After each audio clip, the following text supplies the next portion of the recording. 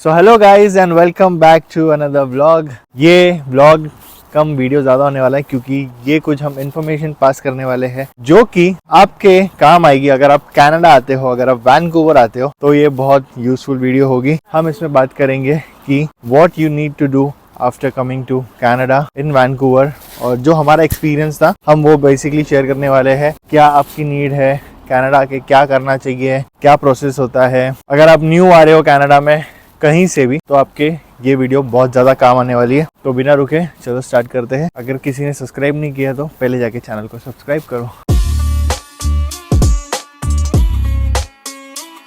अभी तो हम लोग फिलहाल एक वॉक के लिए निकले हैं, लेकिन हम लोग ने सोचा कि चलो आपसे बातचीत करते करते हम वॉक भी कर लेते हैं और थोड़ा टॉक भी कर लेते हैं। तो बेसिकली गाइस, अगर आप कनाडा आते हो, वैंकूवर आते हो, तो फर्स्ट थिंग, आप कहीं से भी आते हो, कोई भी कंट्री से आते हो, फर्स्ट थिंग जो आपको करना है वो है यहाँ पर आके रूम लेना है। मतलब रेंट में लोगे, ऑब्वियसली खरीद तो नहीं सकते अपन। अगर स्टार्ट में यहाँ पर आते तो रेंट में लेते हो तो ट्राई करो कि इंडिया से ही, जब आप इंडिया में हो, इधर का लोकेशन डालो, market place, Facebook market place में सर्च करो कि यहाँ पर रूम्स अवेलेबल है, नहीं अवेलेबल है। एंड फिर उसके बाद यहाँ पर अगर आपको रूम्स नहीं मिलते, ट्राई करो किसी से कांटेक्ट करो। एंड तो चलो रुक कर ही बात कर लेते हैं। तो पहले आप कनाडा आने के पहले सबसे पहले आपको रूम रेंट पे लेना होगा, या फिर अगर आप चाहो तो आप एयरबीएनबी में ले सकते हो फॉर 1 मंथ, और उसके बाद उस बीच में आप रूम ढूंढ सकते हो।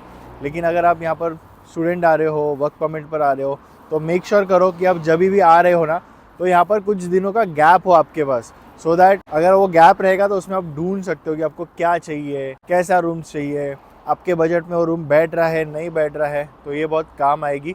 अगर आप वर्क के लिए जा रहे हो तो मेक श्योर करो कि आप 10 दिन पहले आ जाओ, 10 दिन अपना रूम ढूंढो। एंड मेक श्योर करो कि एयरबीएनबी भी आप लोगे तो 1 महीने के लिए एटलीस्ट लो, क्योंकि यहाँ पर ना रूम्स जल्दी नहीं मिलते। इनका प्रोसेस टाइम बहुत ज़्यादा रहता है, एप्लीकेशन वगैरह भरना पड़ता है, रूम ढूंढने के लिए इनके लिए अपॉइंटमेंट्स लेना पड़ता है। तो ये सब ध्यान में रखते हुए आपको बहुत सावधानी से यहाँ पर आना है। तो फर्स्ट चीज़, आपको अगर यहाँ पर आना है, पहले रूम बुकिंग करके आओ, या फिर रेंट में अगर रूम देखा है तो वो सब फिक्स करके आओ। लेकिन गाइस बहुत फ्रॉड होते हैं यहाँ पर, हमने ये भी नोटिस किया है। तो थोड़ा उस पर भी ध्यान देना। ट्राई करना कि अगर आपके पास फ्रेंड्स है यहाँ पर, उनसे हेल्प लो, कोई फैमिली है, रिलेटिव है, उनसे हेल्प लो, या यहाँ कर कोई भी लोकल है उनसे हेल्प लो, तो आपके वो चीज़ काम आएगी। अगर कुछ भी नहीं मिलता तो लास्ट ऑप्शन है एयरबीएनबी लो फॉर 1 मंथ। तो आप आराम से यहाँ पर 1 महीना रह सकते हो बिना किसी का टेंशन नहीं, कुछ नहीं। अगर आप होटल में रहोगे तो वो बहुत ज़्यादा महंगा पड़ता है, क्योंकि ये एक्सपीरियंस मैंने यूएस में किया था, तो मैं वो एक्सपीरियंस से बात कर रहा हूँ। होटल्स में मत रहना, एयरबीएनबी ले लो, हफ्ते भर के लिए ले लो, महीने भर के लिए ले लो, रेंटल अपार्टमेंट मिल रहे हैं वो ले लो, और मस्त में रह सकते हो आप, उसमें कोई टेंशन नहीं। यहाँ पर वो फाउंटेन आ रहा है ना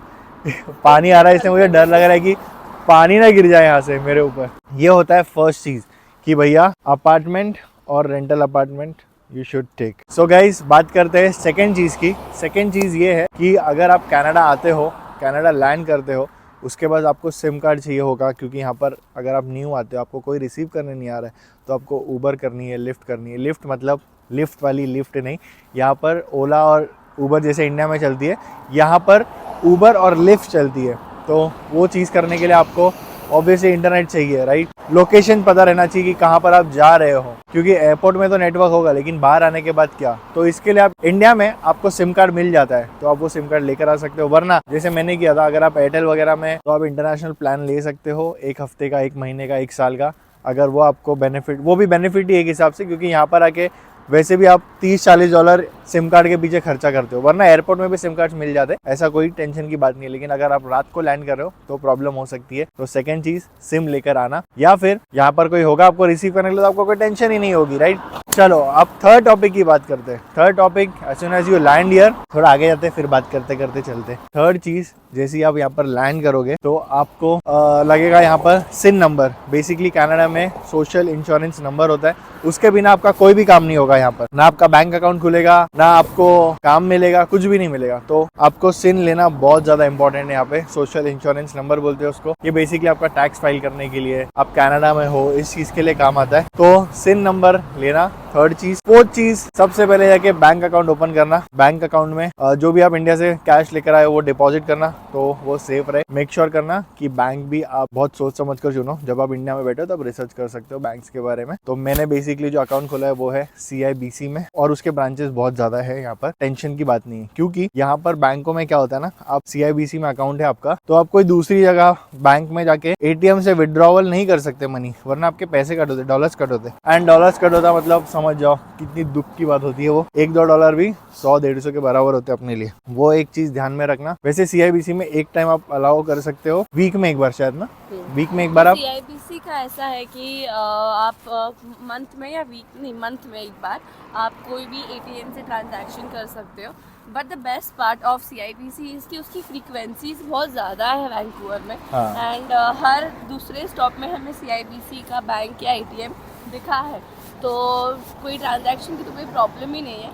बाकी दूसरी चीज़ ये है कि सारा ट्रांजैक्शन तो वाईफाई कार्ड से हो जाता है, जो आपका डेबिट या क्रेडिट कार्ड है, तो उससे सारा ट्रांजैक्शन हो जाता है, तो ज़्यादा कोई प्रॉब्लम की बात नहीं है। बट CIBC मुझे पर्सनली ठीक लगा यहाँ पर। हाँ, क्योंकि हम लोग मॉल्स में भी गए थे या कहीं पर भी हम जा रहे हैं, बस स्टॉप्स के आसपास भी ना वो अवेलेबल रहता है, तो टेंशन नहीं रहता ना। बैंक अकाउंट आपके पास सेफ हो जाएगा। बैंक अकाउंट हो गया। अगर आप इंडिया से सिम कार्ड नहीं लेकर आते तो आप इसके बाद आप जाके सिम कार्ड भी ले सकते हो, अगर आपके पास सिम नंबर वगैरह है तो। वैसे तो सिम नंबर नहीं लगता, पासपोर्ट से आपका काम हो जाता है, आपको आराम से सिम कार्ड मिल जाता है पासपोर्ट में।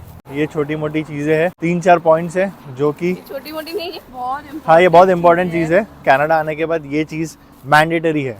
हमने बात कर ली रूम रेंट की, सेकंड हमने बात कर ली सिम कार्ड की, थर्ड हमने बात कर ली सिम नंबर की, फोर्थ हमने बात कर ली बैंक अकाउंट की। यस गाइस, और यही चीज़ ना इसी ऑर्डर में आप प्लीज़ करना अगर आप ट्रैवल कर रहे हो। तो पहली बात तो है आपका अकोमोडेशन, वो बहुत मैंडेटरी कि आप पहले ही उसे सॉर्ट कर लो, क्योंकि यहाँ आने के बाद में आपको एटलीस्ट नहीं भी बोले तो 1-2 महीने का टाइम पीरियड चाहिए जहाँ पे आप सॉर्ट कर सको कि आपको कहाँ रहना है, आपका बजट क्या है एंड एवरीथिंग। दूसरा चीज़ जो मोहित ने बताया है, आपको सिम कार्ड वेरी इंपॉर्टेंट, क्योंकि वही यूज़ होगा कम्युनिकेशंस में, बुकिंग्स में। फिर थर्ड आता है आपका सोशल इंश्योरेंस नंबर, जो कि मैंडेटरी है। अगर आपको बैंक अकाउंट खोलना है या सिम कार्ड लेना है या जो भी कुछ करना है तो उसके लिए बहुत मैंडेटरी है, तो आपको वो करना है। Third is your bank account. तो बैंक अकाउंट एकदम आपको सोच समझ के खोलना है। तो यस, ये सारे इंपॉर्टेंट पॉइंट्स थे जो मोहित ने ब्यूटीफुली कवर कर दिए हैं आप लोगों के लिए। एंड एनी टिप्स और एनीथिंग, आपको कुछ एडवाइस चाहिए, ऐसा नहीं कि हम बहुत ही ज़्यादा प्रो हो चुके हैं, but whatever are experiences are, we will love to share it with you guys. और फिफ्थ चीज़ मैं भूल गया, अगर आप वैंकूवर आ रहे हो तो बेसिकली यहाँ पर कंपास कार्ड मिलता है, जिसमें आप बस में और ट्रेन में ट्रैवल कर सकते हो। तो वो कंपास कार्ड आपको कोई भी ड्रग स्टोर में मिलता है, टॉपर्स ड्रग स्टोर या लंदन ड्रग स्टोर, ऐसी जगह पे मिलता है। वो $6 का कार्ड होता है, तो बेसिकली सिर्फ कार्ड का $6 देना पड़ता है, एंड फिर आप उसको लॉग इन करके रिचार्ज कर सकते हो। ये भी हमें नहीं पता था, तो हम लोग आते थे तो पहले हम मेट्रो में गए तो हमने कैश दिया एंड टिकट लिया मशीन से। बस में गए तो हमने कैश दिया, लेकिन कंपास कार्ड अगर आप लेते हो तो आप 3 घंटे के लिए कहीं पर भी घूम सकते हो 2.55 में, लेकिन वो सिर्फ एक जोन का है। अगर आप डिफरेंट जोन जा रहे हो मेट्रो में या स्काई ट्रेन में तो उसके ज्यादा पैसे लगते हैं, तो ये भी ध्यान देना। तो ये 5 इंपॉर्टेंट टिप्स है you must do whenever you reach in Vancouver और कनाडा का नहीं पता, लेकिन वैंकूवर में ये 5 चीज मैंडेटरी है। एंड आगे जाके हम जो डिस्कवर करेंगे तो ऑब्वियसली हम ब्लॉग्स के थ्रू शेयर करेंगे, तो सब्सक्राइब करना मत भूलना अगर आपको और लेटेस्ट इन्फॉर्मेशन चाहिए। और अभी भैया हम लोग थोड़ा वॉक करते हैं यहाँ पर, और पहाड़ों के पास जा रहे हैं, थोड़ा देखते हैं। पहाड़ बहुत दिख रहे थे हमको घर से दूर, घर से पास दिख रहे थे लेकिन इधर पास आ रहे और दूर जा रहा है। हाँ, ऐसे ही लग रहा है यहाँ पर। तो ये देखो गाइस, अभी हम लोग वॉक कर रहे हैं और रास्ते पे हमको ये बैंक दिख गया, CIBC। जो मैंने बोला था ना कि सब जगह दिख जाता है, तो रास्ते भी दिखते रहते हैं। और फ्रीडम मोबाइल भी ना, जो हम लोग ने सिम कार्ड लिया वो फ्रीडम मोबाइल का है, और फ्रीडम मोबाइल भी आपको मॉल्स में मैंने बहुत जगह देखा है, तो दिख ही जाते हैं वैंकूवर में तो। और जो मैंने फ्रीडम मोबाइल का प्लान लिया है वो कुछ मुझे पड़ता है $46 का, जो कि अनलिमिटेड है, क्योंकि यहाँ पर बहुत चार्जेस है। अभी रोड क्रॉस करते हैं। तो गाइस, इस व्लॉग को करते हैं यहीं पर एंड, और आई होप ये वीडियो आपके लिए इन्फॉर्मेटिव रहेगी और कुछ इन्फॉर्मेशन मिला होगा अगर आप कनाडा आ रहे हो तो, वैंकूवर आ रहे हो तो। बाकी अगर आपको कुछ चाहिए तो कमेंट में लिख देना। अगर आप वैंकूवर में कुछ भी हेल्प चाहिए, जो मेरे से होगा मैं आपके लिए करूँगा। करते हैं इस ब्लॉग को यहीं पर एंड, मिलते हैं आपको न्यू ब्लॉग में। तब तक जुड़े रहिए हमारे साथ। Like, share and subscribe. See you in the next blog. Bye bye.